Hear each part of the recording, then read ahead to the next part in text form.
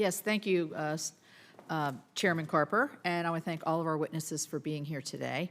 I'm going to issue a statement. I'm going to make my statement, then I have to run to another committee really quick, so I'm not running out on you, I'll run back. But I wanted to combine my statements to an opening statement and also a especially warm welcome to Secretary Wriston and a little bit about him. He's a dedicated public service, and he has served the state of West Virginia for over 25 years. Last year, he received a much-deserved appointment to serve as the Secretary of the West Virginia DOT.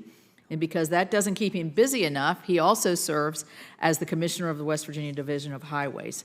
Secretary Wriston began his career at the West Virginia DOT in the Bridge Department. You wonder why I'm always talking about bridges. He then moved to the Engineering Division and for the past 12 years served as the department's Chief Transportation Engineer and Special Program Manager. This wealth of experience has positioned him perfectly to lead the department. The IIJA has provided West Virginia the opportunity to make major improvements in our roadway and bridge systems. The work of West Virginia DOT has made it possible to move projects forward on Corridor H, Coalfields Expressway, Jefferson Road expansion in South Charleston, and I-64 St. Albans Nitro Bridge. The state has also recently received 2 RAISE grants for the Wheeling Streetscape and the Morgantown-Greenbag Road Corridor project. I appreciate your leadership, Secretary Wriston, on these and other projects and look forward to our continued partnership. With the Secretary today, we know that one person can't do it all. He has with him Nate Tawney, who is the Department of Transportation General Counsel, Carrie Hodges, who is the West Virginia head of West Virginia Legislative Affairs. Oh, I'm sorry, I said Carrie. Lori Hodges, I'm sorry, Lori. Been with the department for many years, and we've worked together, and also Melissa Decker from the governor's office. So thank you all for being here with us. And we did learn today, because we had a little meeting before, that this is the first West Virginia Secretary of Transportation to testify before our committee. So we're very happy to have that historic occasion. It's been a year since the President signed the IIJA into law. We promised the American people the IIJA would deliver results by improving and expanding our nation's core infrastructure, an investment that we all agreed was long overdue. This historic legislation proves that we can come together to develop legislation that tackles our nation's pressing challenges in a bipartisan manner. And I'm proud of what we did on this committee. The foundation was this committee's bipartisan projects, the Surface Transportation Reauthorization Act, and the Drinking Water and Wastewater and Infrastructure Act of 2021. Both of those, we had unanimous votes coming out of this committee. This committee now has the responsibility, I think, of ensuring proper implementation of the IIJA.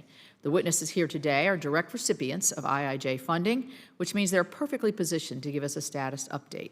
Timing of this conversation is particularly appropriate, given that just last week we had a hearing to consider the President's nominee to be administrator of the FHWA, Shelley, which many of you know because he was a former DOT administrator in 2 states, actually.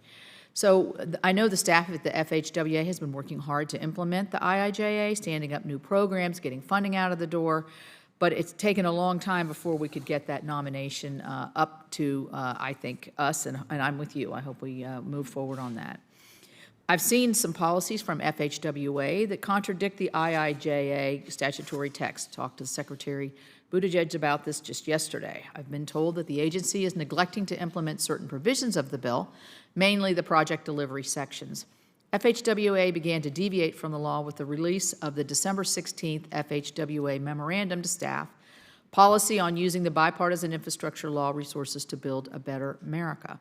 This memorandum encourages residents of highway funding to flex that funding to transit investments, discourages states from moving forward with projects that add highway capacity, and imposes a one-size-fits-all by discouraging transferring program funds to where they're needed most, which was a flexibility that was intentionally built into the law, it's longstanding, to ensure that each state's unique needs are met. Our needs in North Dakota and West Virginia are much different than what you need in Arizona or California or other places. Following the memorandum, FHWA or FWHA released programmatic guidance documents for the core highway formulaic programs that included the same policy directives represented in the memorandum. Beyond contradicting the law, these guidance documents have created confusion among states and the FHWA divisions offices and are leading to inconsistent implementation. The IIJA provided provisions to address climate change. As the chairman said, historically, a climate change dedication in the bill, and the resiliency of transportation infrastructure. And we did this in a bipartisan way. A greenhouse emissions performance measure was debated and ultimately left out of the bipartisan IIJA. The Biden administration decided the law didn't go far enough and proposed a rule to impose greenhouse gas emissions performance measures and associated targets on state departments of transportation and metropolitan planning organizations without any authority from this Congress.